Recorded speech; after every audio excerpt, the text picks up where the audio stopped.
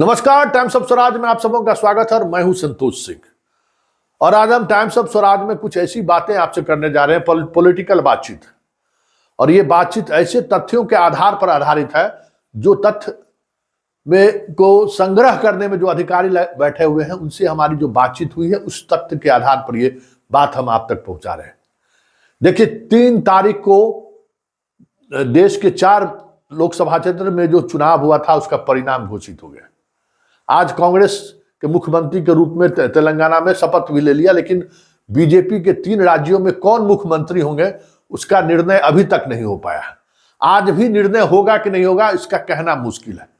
लेकिन इस वक्त एक बड़ी खबर हम आपको जानकारी दे रहे हैं कि मुख्यमंत्री बनने नहीं बनने के पीछे का खेल क्या है, जरा इसको समझ लीजिए। बड़ा शानदार तरीके से चीजें चल रही हैं।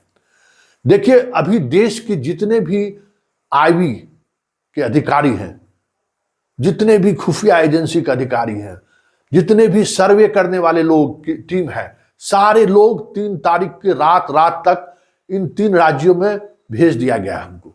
जो पहले से जो सर्वे टीम थी वो वहां है ही। अब ये जानने की कोशिश हो रही है। देखिए, मोदी का माइंड स्पष्ट है। वो ये चाहता है कि हमारे तर्कस में योगी और हेमंत विश्व शर्मा ही नहीं, बाकी 3 और राज्यों में जो मुख्यमंत्री बने उसका तेवर उसी तरीके का रहे, मतलब फायर हिंदू ब्रांड। क्योंकि आने वाले समय में हमें जिस तरीके से जातिवादी फायर ब्रांड लालू, नीतीश, अखिलेश से सामना करना है, इसके लिए हमें जरूरी है कि इस तरीके के फायर ब्रांड और बढ़े। जो सिर्फ मोदी ही नहीं, 2024 के चुनाव में एक तरफ जोगी रहे तो दूसरी तरफ हेमंत विश्व शर्मा रहे, तीसरी तरफ कैलाश वर्गीय रहे, चौथी तरफ जो एक बाबा राजस्थान के जो एक बाबा आए हैं महंत बालक दास रहे, और एक तरफ रेणुका सिंह रहे। मतलब मोदी की टीम की इच्छा है कि ये 3 जो चेहरे हैं, जो फायर हिंदू ब्रांड चेहरे हैं, महंत बालक दास, कैलाश विजयवर्गीय और रेणुका सिंह, एक को उत्तराखंड, दूसरे को मध्य प्रदेश और तीसरे को राजस्थान का हम मुख्यमंत्री बनाए। इच्छा उनकी ये है। लेकिन वहां पहले से जो मौजूद छत्रप है, वसुंधरा राजे सिंधिया, शिवराज सिंह चौहान और रमन सिंह जैसे नेता, साहू जो वहां के प्रदेश अध्यक्ष है, इन सब को नजरअंदाज करके अगर इन तीनों को अगर मुख्यमंत्री बनाया जाता है तो इसका क्या इंपैक्ट पड़ेगा? क्या ये तीनों अगर विरोध कर देते हैं तो क्या 2024 के चुनाव पर उसका कुछ प्रभाव पड़ सकता है? क्या अभी तक की जो चुप्पी है, वो चुप्पी के पीछे वजह यही है कि इन तीनों के मुख्यमंत्री बनने का क्या आउटकम होगा, क्या प्रतिक्रिया होगी, उस प्रतिक्रिया का कितना नुकसान हो सकता है या फिर कोई नुकसान नहीं हो सकता है, इसी का मूल्यांकन हो रहा है। पूरी फौज लगी हुई है इस मूल्यांकन में। एक एक जगह चर्चा करके, मीडिया वाले से चर्चा हो रही है, ब्यूरोक्रेसी में चर्चा हो रही है, कॉलेज में चर्चा हो रही है, हर जगह से फीडबैक लिया जा रहा है।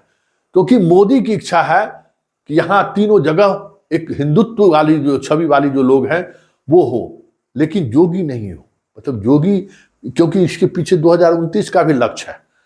मोदी ये चाहते हैं कि 2029 में जब हम जाएं तो अमित शाह को दूर दूर तक कोई कंपटीशन नहीं मिले। योगी से कंपटीशन का खतरा है मोदी को कि शाह को चुनौती दे सकते हैं, लेकिन हेमंत विश्व शर्मा से तो कोई खतरा नहीं है।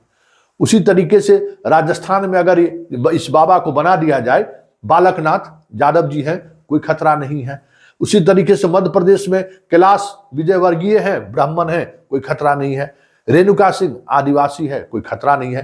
तो ये 3 ऐसे चेहरे हैं जो हेमंत विश्व शर्मा की तरह सिर्फ आग उगल सकते हैं, अमित शाह को चुनौती नहीं दे सकते हैं। अमित शाह को चुनौती दे सकता है तो योगी दे सकता है। इसलिए इन 3 राज्यों में हमारा ऐसा मुख्यमंत्री जो हो जो हेमंत विश्व शर्मा की तरह आग भी उगले लेकिन अमित शाह को चुनौती भी न दे।